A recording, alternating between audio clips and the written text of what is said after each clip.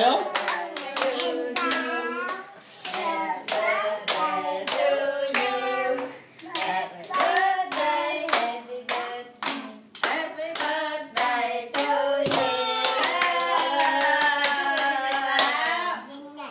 Sáu thổi đèn cày đi, Sáu thổi đèn cày đi.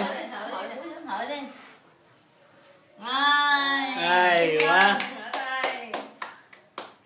Rồi sao? Bà ngoại cầm tay sát các bánh. Đâu? Đây, nha, chị cầm tay bà ngoại đi, bà ngoại sát các bánh với cháu nha. Chúc mừng sinh nhật Sáu nha. Rồi, cầm lại. Cầm tay phải. Cắt bánh, trả cái bánh nhìn nè.